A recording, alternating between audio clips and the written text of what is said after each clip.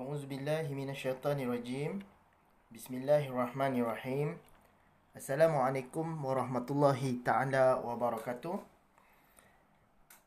So this is the recording for chapter 7 for this particular subject, Islamic Management AAM2153. The title for the chapter is The Concept of Shariah and Maqasid Al-Shariah. The outcomes of the chapter: students should be able to, number 1, understand the concept and ideas of Sharia. Number 2, explain elements that are closely related to Sharia. Number 3, comprehend or understand the fiqh branches of law and characteristics of Sharia. And number 4, you should be able to discuss the 5 major principles in Maqasid Al-Shariah. We move to the first part of the chapter, which is the concept of Sharia. Ibn Khaldun, in his book Al-Muqaddimah, explained that each individual will do his best to interact with other individuals. In this situation, the possibility of injustice is undeniable. Ibn Khaldun therefore stressed that it is very important to uphold justice by creating a law to judge any problems that occur.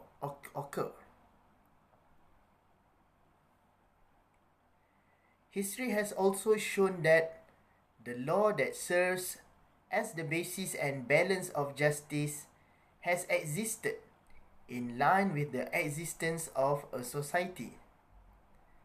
The existence and application of this law in many cases is influenced by the sentiment and understanding of local customs, religions, cultures, races, locations, and many more factors. It starts in a relatively simple form and then evolves into more complex issues. Its enforcement is based on influential institutions, parties, individual leaders, or community leaders, as well as current politics, and so on. Referring to Islamic law, it is called Islamic Shariah.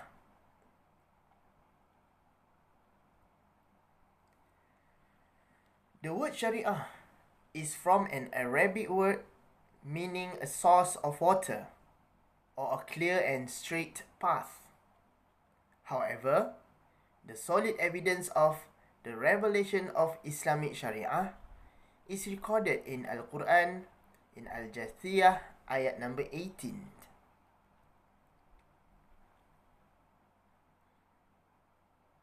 So you can read this by yourself, inshallah. So in terms of its terminology or technical term, Abul Ainin Badran says that the phrase Sharia carries the meaning of all the laws that have been set by Allah subhanahu wa ta'ala for his servants through the intercession of the messengers, Rasul, Nabi. It is named the law of Sharia since it is pure without any falsity from the right path. Sharia also carries the meaning of all the commands of Allah subhanahu wa ta'ala on his servants, which consist of all the laws of Hakam revealed through the apostles, whether the command is related to amali or i'tiqadi. Sharia at the same time carries the meaning of ad-din, which is religion, dependence, or in Malay, pergantungan, and also al-millah, tendency, or in Malay, kecenderungan.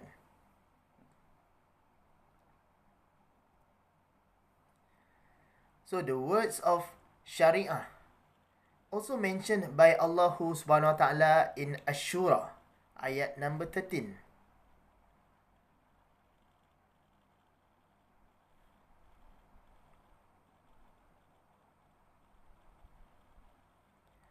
And it also appear in Ash-Shura, ayat number 21.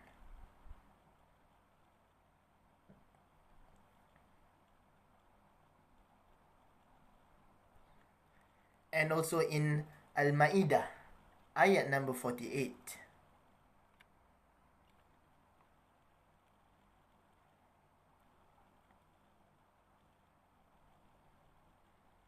Okay, so in regards to all those dalil naqli as evidence in Al-Quran, Sharia in a specific sense carries the meaning of all laws that have been legislated by Allah subhanahu wa ta'ala to regulate all aspects of human life. Sharia in the general sense is as deen or millah, which also means religion. Sharia is the command of Allah subhanahu wa ta'ala in the form of laws or regulations that are comprehensive and very broad in its jurisdiction. It includes all the commands of Allah that are emphasized in Al-Quran, and as what Rasulullah sallallahu alaihi wasallam exampled or shared with us in his sunnah.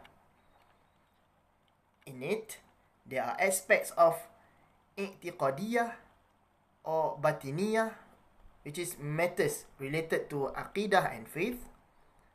Amaliyah, matters related to worship, muamalat, munakahat, and crime, that are matters that touch on human external actions and also human behaviors in the context of relationships or their interaction with Allah, fellow human beings, and also the interaction with the nature.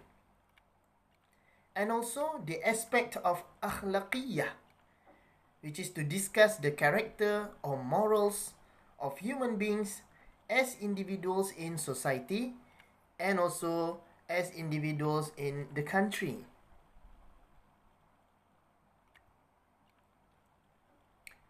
As a system of life that is sourced from divine revelation, Sharia is muqaddas, which is very pure and protected from any flaws, mistakes, or shortcomings.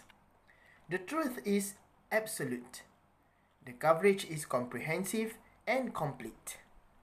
Its power is universal and is guaranteed to last until the day of judgment. From this understanding, both literally and technically, it is clear that the human need for Sharia is very much in line with the nature of Sharia as a source of water for human survival, and its truth is clear from any vanity that occurs in this world.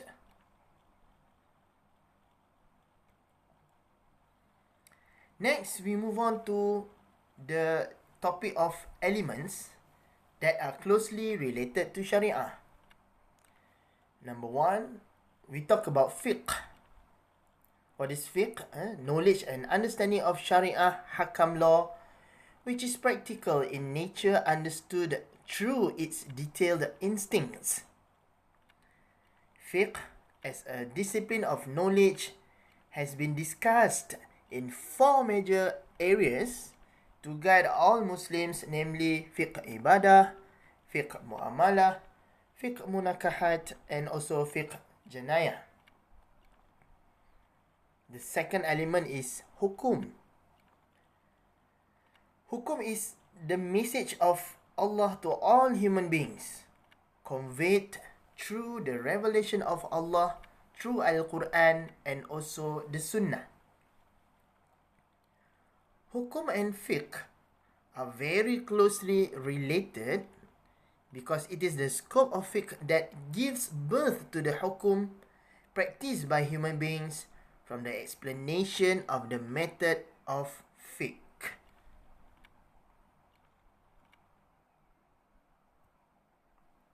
Next is law.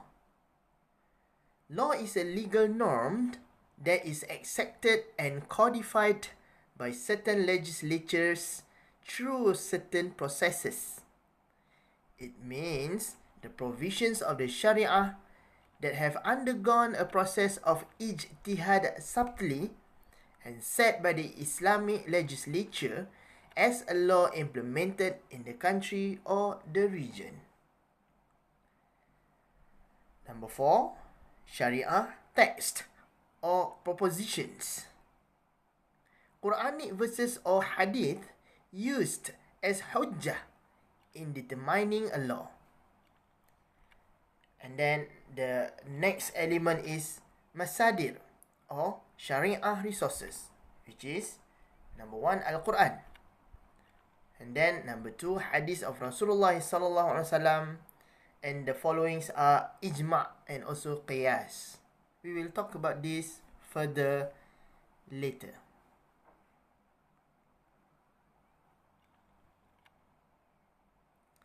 Now we move on to the next subtopic of fiqh branches of law. So talking about this, we need to know the conception of usul fiqh. Usul fiqh is a method for deriving the laws. Usul fiqh, the sources of Islamic law and the discipline dedicated to elucidating them and their relationship to the substantive rulings of the law. The field of usul fiqh encompasses theoretical discussions of the nature of the religious law, its relationship to reason and ethics, and its derivations from the Quran, the Prophet's Sunnah, ijma' and also qiyas, as well as number of other possible sources.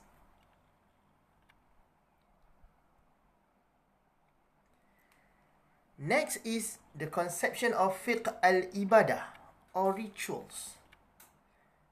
This is related to laws regarding prayers, behaviors, and also beliefs. Next is fiqh al-munakahat, which in regards to family law.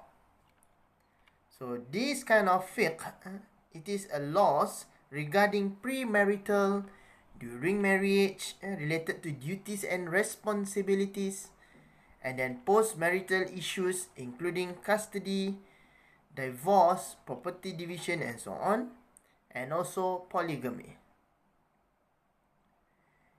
Next branch of law is fiqh al-mu'amalat or transactional law. Laws regarding the economic rules for transactions and providing services. Issues regarding the involvement in riba and other prohibited elements in an economic transactions.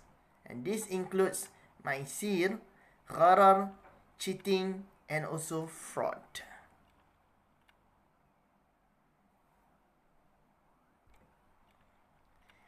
Next is fiqh al-janayah or criminal law. Crimes of morality and philosophy of punishment. Types of punishment in fiqh al-janayah is number 1, hudud or fixed or mandatory punishment for adultery, stealing, drinking, murder, wrongful slander, treason, apostasy, and so on. Next type of punishment is ta'zir. Ta'zir is discretionary punishment, where punishment is based on quantum of crime and doesn't qualify under hudud. It is a bit lighter than hudud. Okay. And next is qisas, revenge or compensationary punishment. Revenge or compensationary punishment for murder or causing injury. For example, the price of one limb lost one part of our body. For instance, our hands. Okay, we lost our hands, so the compensation might be revenge, or the compensation of compensatory punishment, which is 50 camels.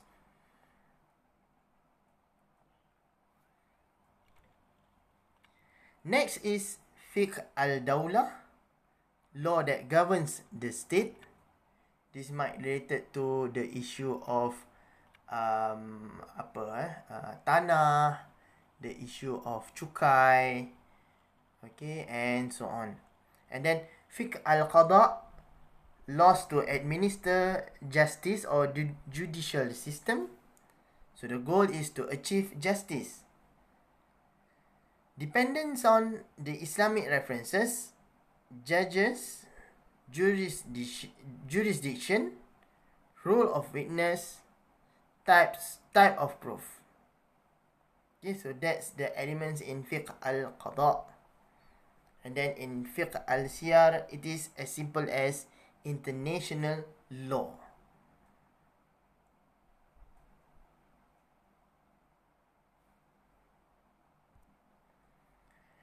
Alright, now we move on to the characteristics of Sharia. So talking about characteristics of Sharia, we need to look into the conceptions that follows under the characteristics of Sharia. The first one is divine revelation or Rabbaniyah. The Sharia must be derived from the Quran, and the development of the Sharia must come from the learnings of Al-Quran. Quran remains the main source of reference as it is protected and free from defect and continues to exist in its current form. Revealed in Arabic, Al-Quran is revealed in Arabic due to the uniqueness and precise properties of the Arabic language. Al-Quran covers worldly and thereafter matters, which is ukhrawi, in both detail and also in general. So the distinct features of the revelation, number one, it is the word of Allah.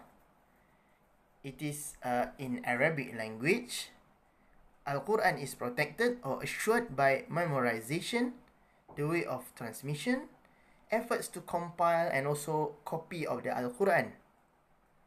Number 4, the miracle, the context, construction, arrangement, content, language, facts beyond the human capabilities, and also future events. And number 5, complete and comprehensiveness of Al-Quran, although delivered in stages at different period of times. And then the conception of completeness.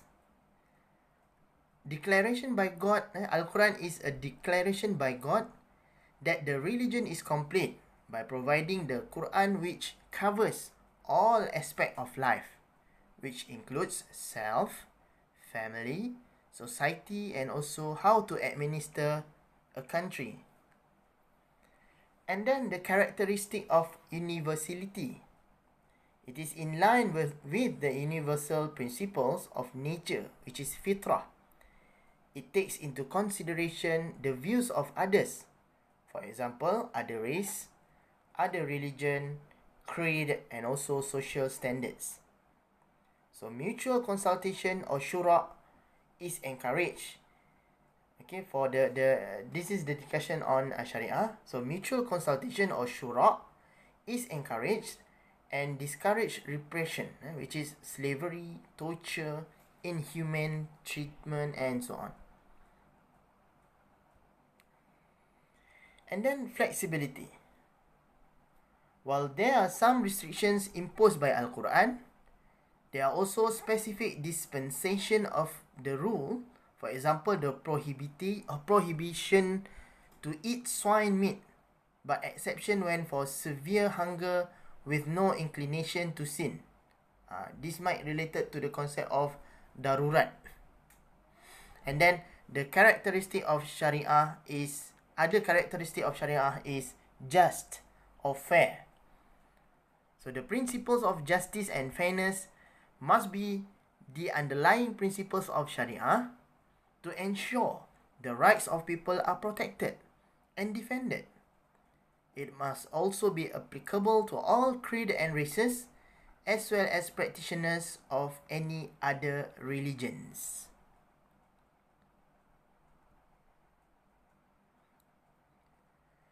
Now we move on to the next subtopic, which is Maqasid Al-Shariah. Maqasid Al-Shariah is a composition of two words, Maqasid, plural of Maqasad, and Al-Shariah, or simply Sharia. Maqasid is an Arabic word that literally means intent, objective, and purpose, with a desire to create harmony with others. This relates to welfare, interest, or benefit. The vital or the important part of the maqasid's objective is preserving public good, which is maslahah, whereby it looks at the public benefit and welfare of society as a whole in relation to the consequences of the intentions and actions of individuals in their mutual dealings.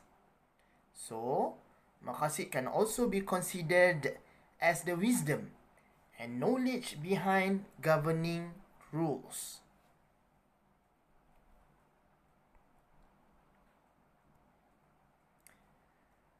Maqasid Al-Shariah may be stated simply as the higher objectives of the rules of the Sharia, the observance of which facilitate the normal functioning of society by enhancing the public good, or maslahah. This implies avoiding actions like to harm to individuals and also to harm the society. The niyah, or intention, objective and purpose is simply to achieve goals which embody social and economic justice, as well as enhancing the welfare of the community and also the environment.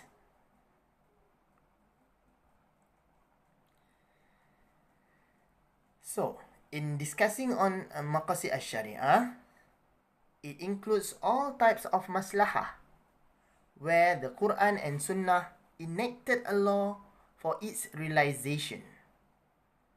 There are three types of maslahah, namely, number one, essential public interest, or masalih daruriyah. Number two, needed public interest, or masalih hajiyah. And number three, refining public interest, or masalih tahsiniyah. Okay, so daruriyah related to essential, hajiyah related to needed, and tahsiniyah related to refining, kesempurnaan, to complete, and so on. So I took one simple understanding on these three categories of maslahah in Malay language from www.islam.gov.my, so you can have a read on this to understand the basic differences between daruriyah, keperluan asas, hajiyah, kemudahan dan kelapangan, and also tahsiniyah, kesempurnaan. So daruriyah just now is essential, hajiyah is needed, and tahsiniyah is refining.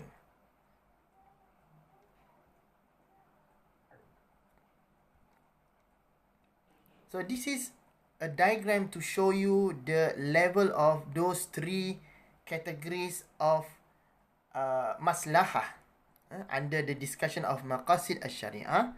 So we have the tahsiniyah, we have the hajiyah and also daruriyah. And daruriyah can also lead to darurat, which is state of emergency. I hope you can read this by yourself later, okay?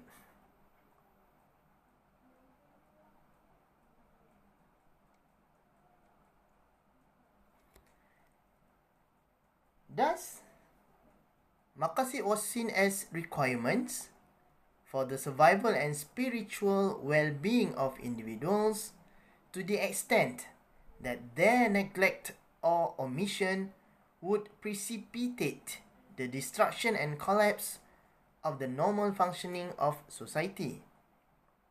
Shariah provides the guidance to individuals that regulates their way of life for the benefit of mankind.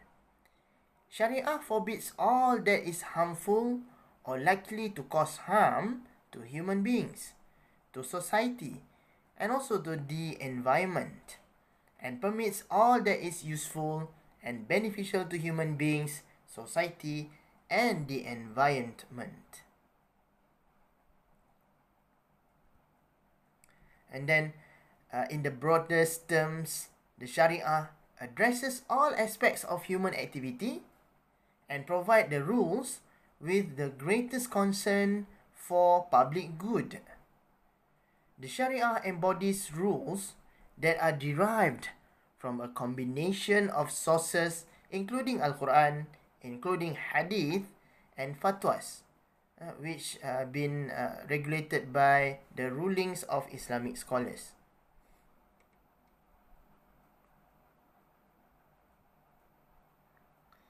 And then, Maqasid Al-Shariah also referred to Al-Darurat Al-Khamsah, or 5 basic needs to protect by Sharia and Islam. So the objectives of the Sharia is to achieve the following, and it is stated by rank and also priority. Let us have a look into each of these rank and priority. There you go. We have those 5 in Malay language, which is pemeliharaan agama, ad-din, pemeliharaan jiwa, nafs, pemeliharaan akal, akal, pemeliharaan keturunan, nasl, dan juga and also pemeliharaan harta or mal. So all these 5 hifz is related to the rank and its importance in Maqasid Al-Shariah. Okay, this is just a photo on the understanding of Maqasid Shariah. Okay, we have there anak, agama, nyawa, akal, keturunan, and also harta. So we look into the first rank, which is ad-din. So ad-din is protection of the religion. For example, the issues surrounding apostasy in reference to the protection of Islam. Number 2, al-nafs, hifzun nafs, protection of life. For example, the issue requiring to defend your life when threatened. Number 3, al-aqal, protection of mind or intellectuality. For example, drinking and taking of hallucinatory drugs carries serious consequences. Number 4, al-nasab or al-nasal, protection of lineage. For example, abortion or procreation in cases for homosexuality, khalwat in cases for children outside marriage, and prevention of bodily harm or injury.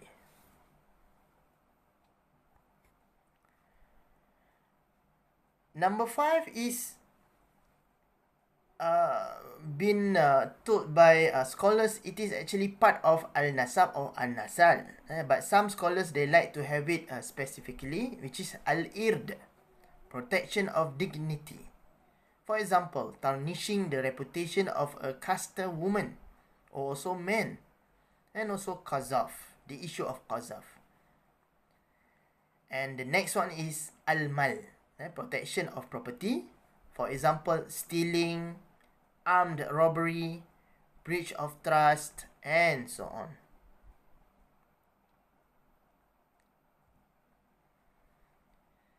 So these are some of the naqli evidence that we can find in Al-Quran when we talk about Maqasid Al-Shariah. So each of the protection of faith, protection of life, protection of intellect, protection of lineage, and also protection of wealth can be found in Al-Quran as evidence in several surah and also ayat. Okay, so each of these can be read later by you yourself, inshallah. So what else we can say that we need to take a good care of the importance of all these elements or protections in Maqasid Al-Shariah, because Allah had stated it clearly in several verses in Al-Quran. So I end up the lecture by sharing with you a dalil naqli on the importance of Sharia, as what Allah stated in Al-Ma'idah ayat number 48. Bismillahirrahmanirrahim. To each among you have we prescribed a law or Sharia and a method. So that's all for the lecture. I hope that you can read the notes which I included in goals system, and also PowerPoint which I have shared with you before this. Wallahu alam bisawab. Thank you very much. Assalamualaikum warahmatullahi ta'ala wabarakatuh.